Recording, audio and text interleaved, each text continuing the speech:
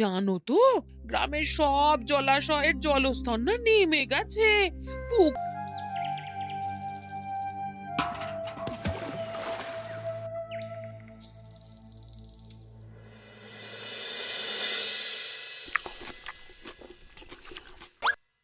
হে কি, জল নেই? জল শেষ হয়ে গেল নাকি? এই জানো তো, গ্রামের সব জলাশয়ের জলস্তর না নেমে গেছে। পুকুরও শুকিয়ে গেছে। কুয়োতে জল অনেক নিচে চলে গেছে। কি যে হবে কে জানে।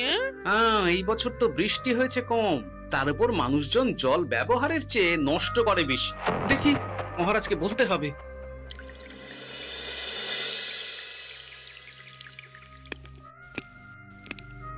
এই তো গোপাল এসে গেছে। শুনেছো, রাজ্যে সকল জলাশয়ে শুধু শুনিনি, চাক্ষুষ দেখেছি। আর এর কারণ ও তার সমাধানও ভেবে এসেছি মহারাজ। তুমি কি বলতে চাইছো সেটা বলো না খোলসা করে। মহারাজ, আসন্ন দিনে জলাভাব মেটানোর একটাই উপায়, তা হলো প্রজাদের উপর কর চাপানো। মহারাজ, আমার ঠাকুরদা বলতেন, যা মেলে মূল্য বিনে তার মূল্য কে আর জানে। আমরা যেহেতু জলের মতো এত মূল্যবান সম্পদ বিনামূল্যে পাচ্ছি, তাই একে গুরুত্ব দিতে শিখিনি। সবাই মিলে দেদার জলের অপচয় করছে। আমি এই অপচয়ের বিরুদ্ধে কর বসানোর পরামর্শ দিচ্ছি মহারাজ। জলের জন্য দেবে দাম, ছুটে যাবে কাল ঘাম। হ্যাঁ, যখনই জলের জন্য কর দিতে হবে, তখনই জলের অপচয় বন্ধ হবে। এতে লাভটা কি হবে গোপাল? মানুষ কম জলে কাজ করা শিখে যাবে। ফলে আগামী দিনে যদি জল সম্পদ কমেও যায়, এই কৃষ্ণনগরের প্রজারা আগে থেকেই তার জন্য প্রস্তুত হয়ে যাবেন। কিন্তু আমি আমার প্রজাদের কাছ থেকে জলের দাম নেব গোপাল? না মহারাজ, কর বাবদ যে অর্থ উপার্জন হবে, তার সাথে আপনার দান মিলিয়ে রাজ্যের মধ্যে একটা বিরাট কৃত্রিম জলাধার বানানো হবে। বাহ বাহ বাহ! যেখানে বৃষ্টির জল সংরক্ষণ করা যাবে মহারাজ। এতে সারা বছর ধরে আর কোনো জলের অভাব থাকবে না মহারাজ। গোপালের প্রস্তাব বড় ভালো লেগেছে। আগামী দিনে ইতিহাসে এই কর্মযজ্ঞের কথা লেখা থাকবে বলেই আমার বিশ্বাস।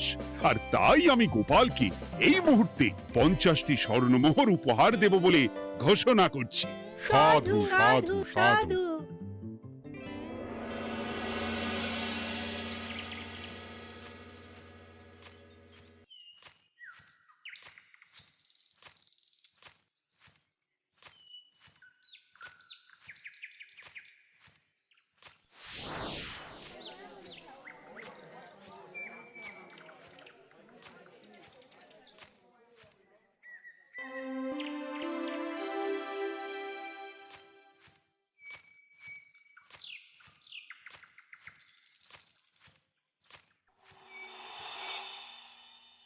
মানে আমার এই এতটুকু স্বাদ তুমি পূর্ণ করবে না?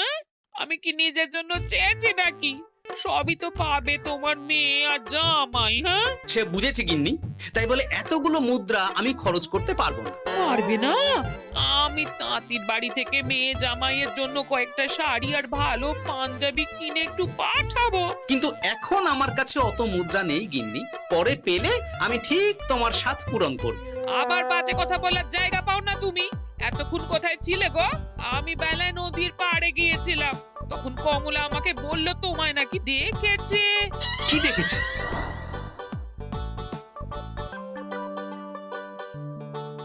কোথায় গেল? এত বড় মুদ্রার থলে কি হাওয়াতে উবে গেল নাকি? হ্যাঁ? এই রে, এ তো মহা ঝামেলা। কখন কে যে গিন্নিকে খবর দিচ্ছে সেটা টেরও পাইনি। বলি মুখে কুলু পাটলে যে বড়। বলি রাজা মশাইয়ের কাছ থেকে যে এত রোজগার করো, সেই মুদ্রা যায় কোথায়? হ্যাঁ? আহ, কানের মাথা খেও না তো। আমি কি তোমার কোনো কিছুর অভাব রেখেছি? বলো একবার। খাওয়া পড়া কোনো কিছুর তো কোনো খামতি নেই তোমার। মানছি রাখোনি, কিন্তু তাই বলে আমিও তোমার স্ত্রী, তোমার গিন্নি গো, গিন্নি, তাই না?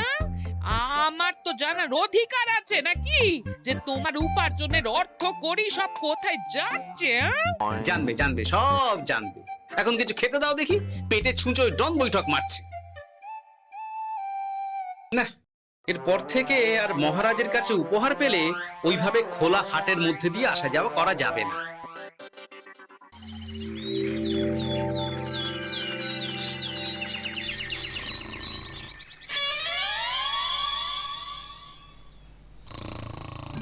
তোমার আর কোনো চিন্তা নেই গোপাল, আমি তোমার মাসোহারা তো বাড়িয়ে দিলাম, সঙ্গে প্রত্যেক দিন তুমি 10 মোহর করে পারিতোষিক পাবে।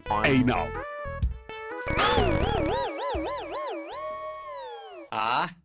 এই ভোরবেলায় একটা জব্বর স্বপ্ন দেখা গেল বটে। এই স্বপ্ন ফলে গেলে আর কোনো চিন্তা নেই। গিন্নি, ও গিন্নি, বলি গেলে কোথায়? গিন্নি, সাড়া নেই।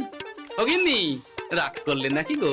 আরে এসো এসো, এমন একটা স্বপ্ন দেখেছি না যে তোমার আর কোনো চিন্তা থাকবে না গিন্নি।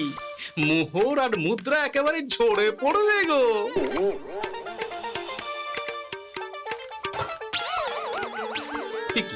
এইসব ফলাহার সাজিয়ে রেখে গেল কোথায় গিন্নি? নিজের বাপের বাড়িতে তো যাবে না, কেউ নেই সেখানে। মেয়ের বাড়ি গেল নাকি? না, মেয়ের বাড়িতে তো গিন্নি যায় না। তাহলে না না, খালি পেটে এত ভাবতে পারছি না। আগে মুখ হাত ধুয়ে এসে কিছু খেয়ে নি, তারপর দেখি গিন্নি কোথায় গেল। না, গিন্নিকে তো কোথাও দেখলাম না। গেল কোথায়? যাকে আগে রাজবাড়িতে তো যাই, ফেরার সময় না হয় আবার খোঁজ নেব, ততক্ষণে ফিরেও আসতে পারে।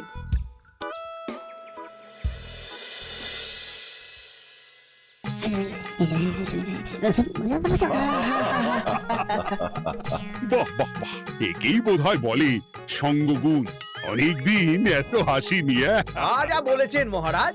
হাসির চোটে পেটে ধরছে খিল।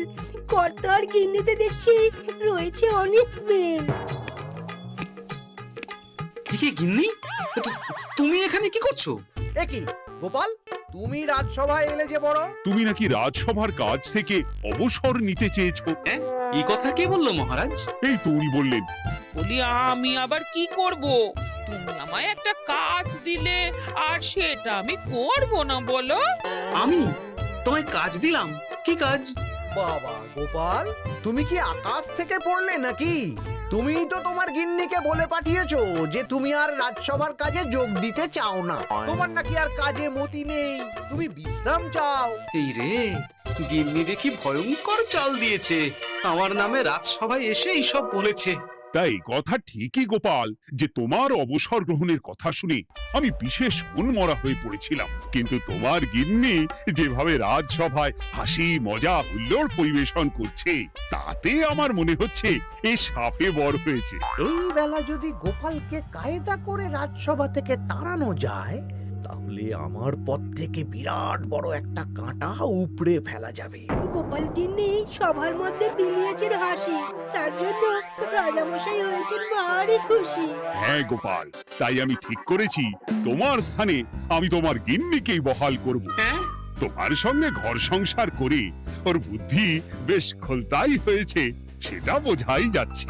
এছাড়াও আমাদের অনেক পরামর্শ দিয়ে সাহায্যও করতে পারবে। তাছাড়া উনি মহিলা বলে অন্দরমহলেও যেতে পারবেন, রানীমাও খুশি হবেন বলেই তো আমার বিশ্বাস। কি গোপাল গিন্নি, তোমার এই কাজ করতে কোনো আপত্তি নেই তো? আপত্তি কেন থাকবে মহারাজ? আমি ধন্য আপনি আমায় এত বড় সম্মান দিচ্ছেন বলে। এ তুমি আমার কত বড় সর্বনাশ করলে গিন্নি। তুমি কিনা শেষে আমার চাকরিটাই খেলে। এটা গোপালের জন্য বড় ভালো হলো, তাই না? কোনো কাজ করতে হবে না, কিন্তু রোজগার আগের মতোই থাকবে। অবসর আর উপার্জন একসাথে। না হে গোপাল, তুমি আর এখানে কাঁচু মাচু মুখে দাঁড়িয়ে না থেকে নিজের বিশ্রামে ব্যাঘাত ঘটিও না। আমাকে সবার কাজ শুরু করতে দাও। যথা আজ্ঞা মহারাজ।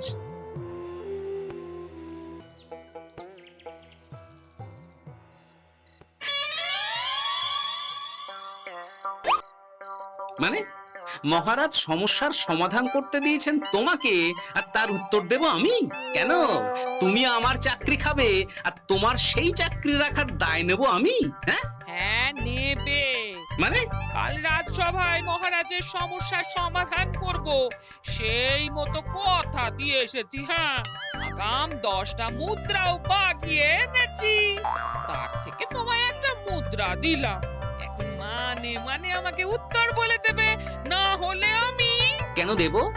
আমি পাবো একটা মুদ্রা, আর তুমি আমার কাছে উত্তর জেনে নিয়ে সেটাই বলে পাবে 9 মুদ্রা। কিছুতেই না। বলবে না? না। তাহলে ভালো করে শুনে রাখো, আজ থেকে ঘরের উনুনে হাঁড়ি চড়বে না।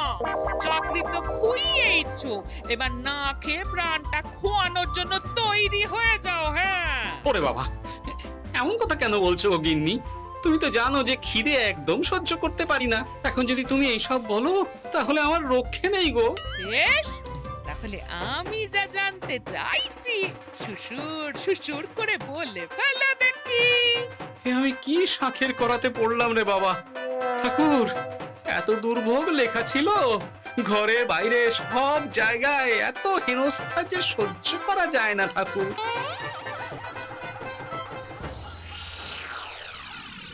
একেই তো বলে গো গিন্নি, মেঘনা চাইতেই জল। এতদিন কতভাবে চেষ্টা করেছি গোপালকে রাজসভা থেকে তাড়াবার, আর গোপাল নিজেই কিনা রাজসভা থেকে পালিয়ে গেল। কি সব বলছো? তোমার শরীর ঠিক আছে তো? শরীর মন সব ঠিক আছে, তবে গোপালের বদলে কাকে বহাল করা হয়েছে শুনলে তোমার মাথা ঘুরে যাবে। কাকে? গোপাল গিন্নিকে। আমার কিন্তু বিষয়টা খুব একটা সরল ঠেকছে না গো। গোপাল ভাঁড়ের বুদ্ধি তো আর যে সে বুদ্ধি নয়। উনি যাই করেন খুব ভেবে চিন্তে করেন, এর পেছনে আবার কোনো মতলব নেই তো। এটা তুমি মন্দ বলনি গিন্নি। গোপালকে নিয়ে সত্যিই কোনো বিশ্বাস নেই। ও কখন কি ঘোট পাকাচ্ছে বলা যায় না। আমাকেও সাবধানে থাকতে হবে। দেখতে হবে যে গোপাল আসলে কি চাল চালতে চাইছে।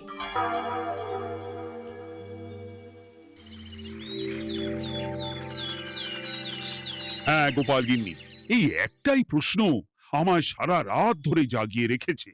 মানুষ মরে ভূত হয়, ভূত কি মরে? তাহলে ভূত মরলে কি হয়? মানে মহারাজ, এই প্রশ্নের উত্তর আমার আজকে দিতে ইচ্ছে করছে না। হ্যাঁ, আমি না হয় আপনাকে আগামীকাল এই প্রশ্নের উত্তর দেব, ঠিক আছে? হ্যাঁ, গাছ থেকে পড়ে গেলে জাপটে ধরে ডালকে। আজকের প্রশ্নের উত্তর উনি দেবেন কালকে। না হে গোপাল গিন্নি, তা হয় না। এই প্রশ্ন আমাকে সারা রাত বিচলিত করেছে। আবার যদি আজকেও এই প্রশ্নের উত্তর না পাই তাহলে তো আবার একটা নিদ্রাহীন রাত আমাকে কাটাতে হবে। মানে আমি বলছিলাম কি মহারাজ, গোপাল গিন্নি তো সদ্য এই কাজে বহাল হয়েছে, তাই তাকে তো একটু সময় দেওয়া দরকার নাকি? কিন্তু প্রশ্নের উত্তর না পেলে যদি মহারাজের শরীর খারাপ হয় তার দায় কে নেবে মন্ত্রী মশাই? এই রে, এখন আমি কি করব? এ তো মহা বিপদে পড়লাম দেখছি। আচ্ছা মহারাজ, ঠিক আছে ঠিক আছে, আমি এই প্রশ্নের উত্তর দেব, কিন্তু আমার না একটু সমস্যা আছে। খোলা হাওয়াতে গিয়ে না দাঁড়ালে আমার ঠিক মাথা খোলে না, তাই বলছিলাম। তাই না হয় যাও, হাওয়া খেয়ে এসে মাথাটা খোলতাই করে নাও, কিন্তু এই প্রশ্নের উত্তর আমাকে আজকেই দিতে হবে। হ্যাঁ, উফ, এই যে কি সমস্যা! সারাদিন ঘরে বসে থেকে থেকে তো আমার সারা গায়ে বাদ ধরে গেল। সেই সকাল বেলা আমাকে ফলাহার করিয়ে দিয়ে গিন্নি তো চলে গেছে রাজবাড়িতে চাকরি করতে। এদিকে আমার যে পেটে কিচ্ছুটি নেই, তার কি হবে? মহারাজ দোকানে গিয়ে যে ভালো মন্দ খাবো তারও উপায় নেই। তাহলেই তো কাঁড়ি কাঁড়ি খরচা। না, একবার দেখি তো উনুন ধরিয়ে অন্তত ভাতটা চাপাতে পারি কিনা। তাহলে গিন্নির ওই হাঁড়ি না চড়ার হুমকির হাত থেকে অন্তত বাঁচা যাবে।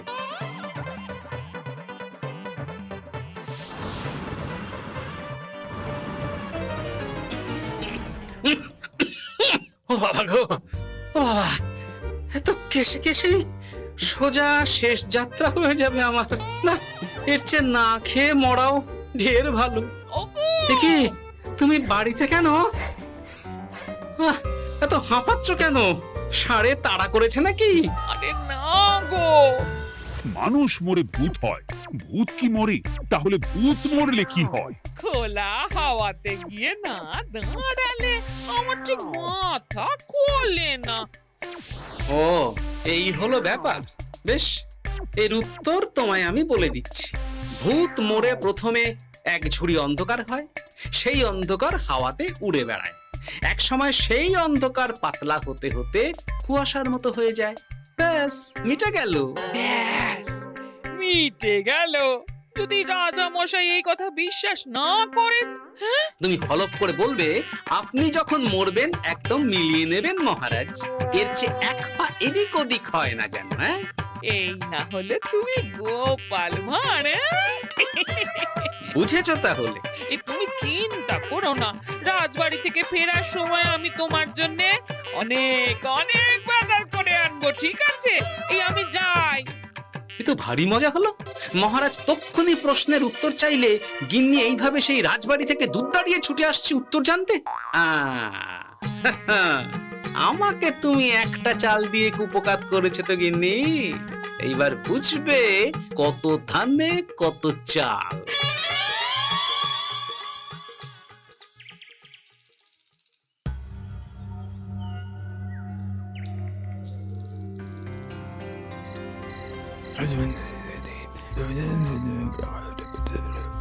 বুঝেছিস তো তোর কাজটা? খুব বুঝেছি গোপাল দাদা।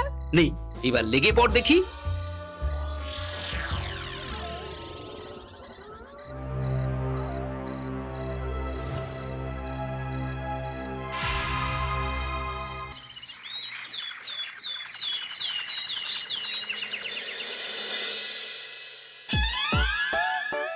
তাহলে আর বলছি কি তোমাদের, সকালবেলায় উঠে দেখি মুখের এই হাল। এই কাণ্ড কি করে হলো মহারাজ? আহ, তার আমি কি জানি। আমি সকালে উঠে আয়নায় নিজেকে এই অবস্থায় দেখে খুব চিন্তায় রয়েছি। গোপাল গিন্নি, আগে মহারাজ, গোপাল থাকলে যে কাজ করত সেটা তো তোমাকেই করতে হবে, বলতে হবে এর সমাধান কি। হ্যাঁ মানে মানে আমি হ্যাঁ হ্যাঁ, আমার মনে আছে। তোমার তো আবার হাওয়া না খেলে চলে না। যাও যাও, তাড়াতাড়ি হাওয়া খেয়ে এর উত্তর নিয়ে এসো।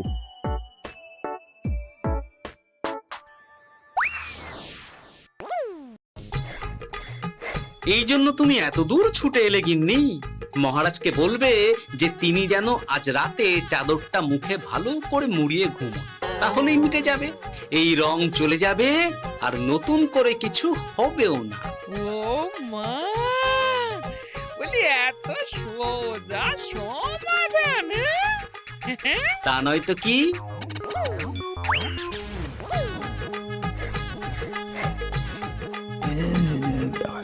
কাল সারা রাত আকাশে একবার দেখলাম চাঁদ উঠেছে, আর একবার দেখলাম ঘোর অমাবস্যা। এর কারণ কি? একই রাতে দুই তিথি হয় কি করে? মানে আর একটা সমস্যা। হ্যাঁ, এটা আগে বললেই তো হতো মহারাজ।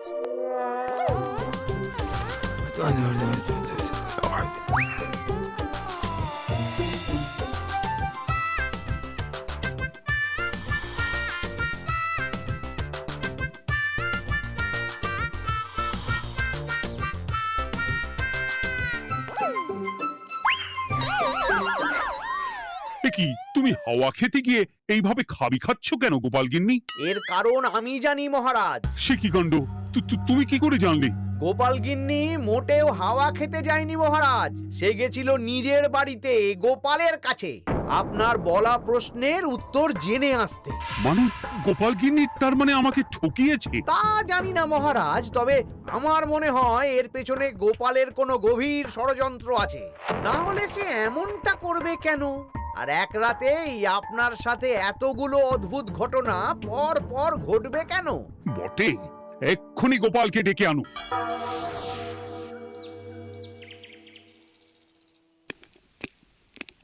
না মহারাজ, আমি সত্যি অবসর চেয়েছিলাম, আর তাই আমার গিন্নি আপনার কাছে এসে বলেছিল। ওর কোনো দোষ নেই মহারাজ। না মহারাজ, আমি মিথ্যে কথা বলেছি। হ্যাঁ, উনি আপনার কাছ থেকে পাওয়া সোনার মোহর নিয়ে বাড়ি যান না, তাই আমি ওকে শায়েস্তা করতে এই ফন্দি করেছিলাম। আসলে মহারাজ, আমি আপনার কাছ থেকে পাওয়া সোনার মোহর জল প্রকল্পের কাজে লাগাবো বলে কিছু জনকে নিয়ে একটা দল গঠন করতে গিয়েছিলাম। আর তাদের কাছেই ওগুলো রেখে এসেছি। এটা যদি আমার দোষ হয় তাহলে আমি ক্ষমা প্রার্থী মহারাজ। সাধু গোপাল, সাধু তোমার উদ্যোগ। এই কাণ্ড! আর এদিকে রাজবাড়ি থেকে বাড়ি আর বাড়ি থেকে রাজবাড়ি করতে করতে আমার প্রাণ ওষ্ঠাগত হয়ে গেছে মহারাজ। ওহ, আমার ঘাট হয়েছে, আপনি আমায় ক্ষমা করে দিন মহারাজ।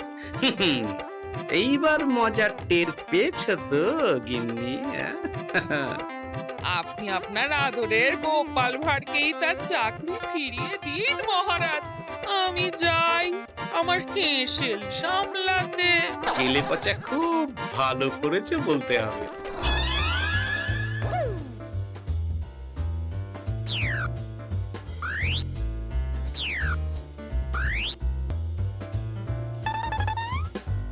তবে মহারাজ, অমাবস্যা পূর্ণিমা সব আমার বুদ্ধিতেই কেলেপচা করেছিল।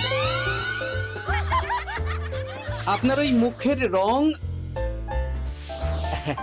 ওটি একটি বিশেষ রং যার আয়ু একদিন, তাই ওটা এমনিই মিলিয়ে গেছে।